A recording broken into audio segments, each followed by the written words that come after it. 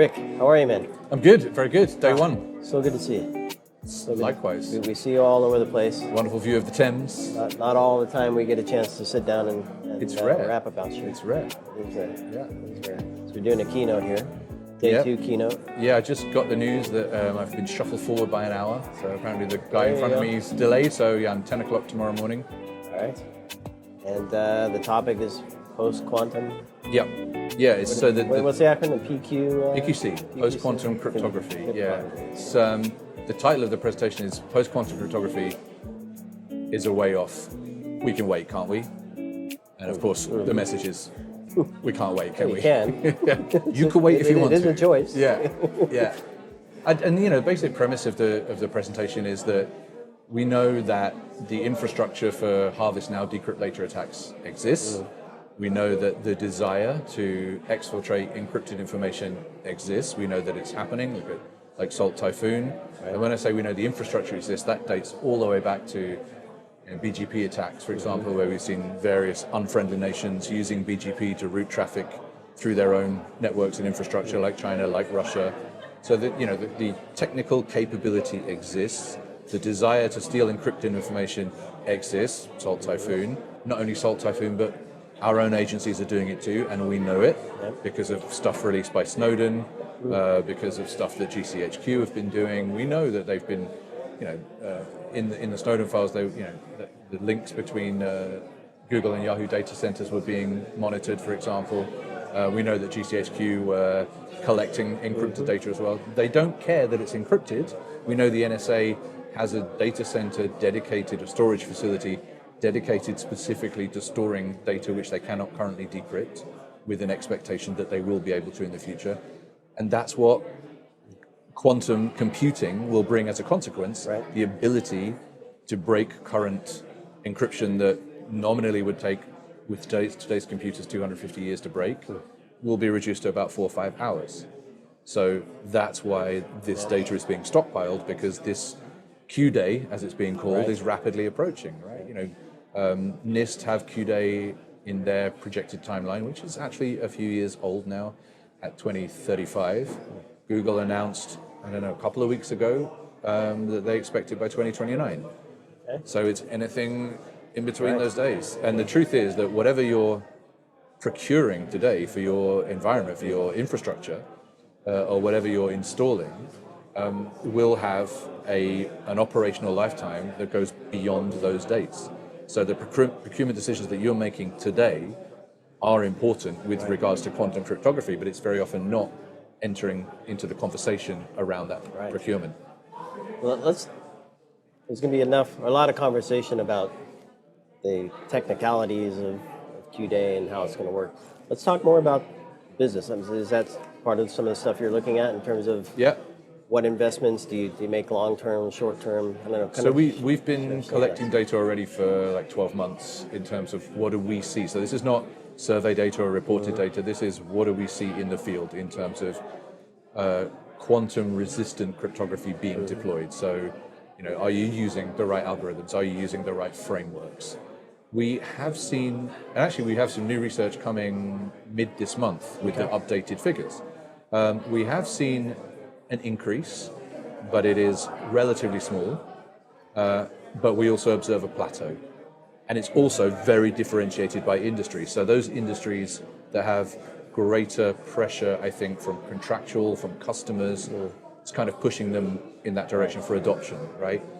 But ironically enough, the people issuing the warnings, the governments of the world, are right, as you would expect, right down the bottom of the stack in terms of, we can check by examining network traffic, for example, who is using TLS 1.3. Right. But TLS 1.3 is in itself not even a guarantee that you're quantum resistant, because are you deploying the right algorithms within the TLS 1.3 framework, right? So to some extent you could argue that our figures are even somewhat optimistic, and they're not good. I mean, the research is out there, you're welcome to, and we've got the updated stuff coming soon, but the adoption, like I said, is fastest in these more commercially driven environments, but as you go down, you've got concerns in manufacturing because of operational technology. You can't just roll out a patch, you've got to wait, you've got to replace equipment. That equipment has a very long operational lifetime. Medical devices are way down at the bottom. Same kinds of reasons. That's firmware stuff. That's device. We still see medical devices running XP. I mean, And they have years and years of FDA and sure other. you got to go through. You yeah. can't just patch, right? Because you need the Exactly. approval. So, yeah. Even so, for a lot of military and critical infrastructure. in untouchable environments, there are a lot of either untouchable equipment or untouchable environments or heavily regulated. Makes a big difference. How much of this is rooted in hardware, and obviously it's prevalent in software as well. But it's about how it's deployed. So the greatest uptake that we're seeing in terms of speed of uptake of being quantum ready is in those software environments. So we're seeing it in internet-facing servers, and we're seeing it in IT infrastructure. And then the huge lag is basically everything else. So all that medical, all that operational stuff, where you can't just say, oh, we're just going to upgrade the version of TLS to put the right. It's about building in the phrase is quantum agility, right? The ability to switch algorithms out as required. So if you can build in the quantum agility now, then you get to switch algorithms because you have the framework in place. But that's really only possible in a less regulated, more software-driven environment. Organizations that are able to kind of push the envelope on, they're probably doing a lot of innovation as well. Can you relate it to, first when you were mentioning kind of the however many days to number of hours, Yep. that first thing that came to mind was we kind of see that with AI, right? Where things that would take weeks or days or months or years to complete Compressed, yeah, absolutely. down in days and weeks and whatnot. Yeah. Are there business processes that stand out that really should be concerned with? Because I mean, we sit here and talk about critical infrastructure and obviously medical devices. Hopefully they're thinking about it, but for the general IT world, they might think, I don't have critical stuff. It's about data. So I mean, some of the things that I'll talk about in the presentation is I'll give some examples of why is this relevant to me? Why should I care? And like if you're a pharmaceutical organization, for example, you've got all your R&D stuff, you've got all your intellectual property, you've got all your clinical trials, you've got all the research that you chose to abandon because it at the time wasn't right. That's all hopefully encrypted in your environment because you need that confidentiality. But are you prepared to just give all of that away? Because that's exactly what a HNDL, harvest now, decrypt later attack will achieve, right? Same thing in financial environments, mergers and acquisitions, for example, targets that you may have considered, all the reasoning around it, the finance around it, sovereign debt positions, if you talk about government, conversations or negotiations that have taken place when it comes to how do you respond to sanctions in the financial or governmental environment. All of these things, legal conversations, they're all conducted under an assumed umbrella of privacy afforded by encryption. But if we're rapidly approaching a date, and we are, when that encryption is broken or breakable, the crazy thing about it is that the way that we respond to incidents right now, we have kind of a bounded timeline. You discover that an incident has taken place, worst case example, right? You discover that an incident has taken place, and you can kind of backtrack from there to work out, okay, how did they get in the organization? Where did they go to? What data might they have touched? What is at risk? And it's all kind of bounded because it's time bounded. Right. The thing with a harvest now, decrypt later attack is that time bounding really doesn't exist. They could have been harvesting for a decade or more. You're not going to know anything has taken place until that data is decrypted. So your investigation into what the hell happened is completely disabled. Yeah. But just by chronology, right? There's no indicator at the time that the attack took place. You're unaware that the data was exfiltrated, and your first indication is when it's weaponized against you or released publicly. Yeah, it's quite alarming. It needs to be, right? Because there's a lot of comparisons to Y2K. Right.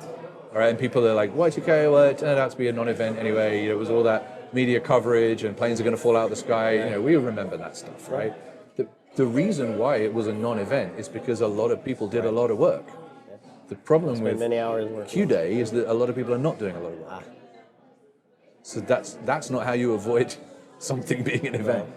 And it's funny because I keep going back to the hardware and your purchasing decisions now because Y2K was the same thing. Yep. I remember working on some projects where it wasn't just about will this thing survive or fall over? It was a business decision around which things should we replace now. Yeah. Because they may survive or they may not, but they suck What's critical? anyway. What's the risk? What's critical? Yeah. What should we be replacing anyway? Yeah. Because there's other stuff we've had on the plate. So I'm wondering how many. I guess the question is, for us back then, we kind of shifted the conversation from not just security and not just resiliency. It went back to the business, Yep. right? Who has the checkbook for these things, and what's the best investment? And oh, by the way, you're going to solve for this problem. Yeah, no, I think with the PQC, with HNDL, whichever way you want to phrase it, problem is that you need to focus on the utility and the risk of the data. So it's not all data and it's not all implementations. It would be impossible if that were the case. Yeah. Short-lived data, honestly, do you really care that much, right? Session tokens, logins.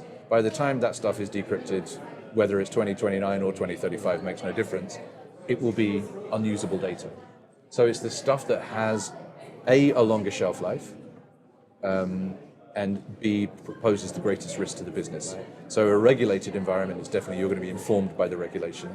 Where should I be focusing my attention in terms of which data am I going to be most held liable for? But alongside that, it's if this data were exposed, what would do the greatest damage to my business? What would undermine my competitive position? What would impact my ability to do business? Those are the questions that you need to ask yourself. But attackers don't care what they harvest. They'll just hoover up anything and everything. Salt Typhoon, again, is a great example because they'll just build themselves a position on the network and then just suck up everything. They don't know what's in there because it's encrypted, but they're damn well going to find out when the time comes. What is usable will be usable, what is not is not. But you, as someone who's defending that environment, you need to know that in advance because you need to apply your budget, your time, your defenses to the right data. So interesting. We have a minute left. Some thoughts, or maybe I don't know, what's your closing message in your keynote that maybe you want to share here? This is going to air The after closing the message in keynote. my keynote is a giant picture of a stealth combine harvester, which it took AI a very long time to generate because there's nothing in the learning corpus of what is a stealth combine harvester. So that's my closing. My closing message. So the title is "We can wait, can't we?" My closing message is "We can't wait, can we?" Realistically, and it's past time. If you imagine Starling, IBM Starling is slated to be available in 2029, and that will be a fault-tolerant quantum computer. So that's why 2029 becomes a very reasonable date. The decisions you're making today are the decisions that will affect your ability to stand up to those kinds of attacks. Yep. So you need to make them today, not in 2029 or 2035. Yep. Craziness. Well, I know you do a lot of research on this. I'm going to encourage folks to connect with you and follow you and Yeah, check out all your absolutely. stuff. Yeah, connect with me on LinkedIn. I don't know even which camera to look at. Both of you. That's right. LinkedIn, or just drop me a message, whatever. Yeah. I've got a really interesting white paper coming out on Thursday of this week called Assume Autonomy. And what I'm really trying to do is to redefine how we approach cybersecurity in general. As attacks move more towards fully autonomous, so must defense, otherwise it won't keep pace. So I've tried to build something which is like a real operational guide to how can you implement autonomy in the defensive stack, but also to make you aware of how that defensive stack can be used against you, so you can apply the right protections. Non-commercial, non-product, not my employer, just Yep.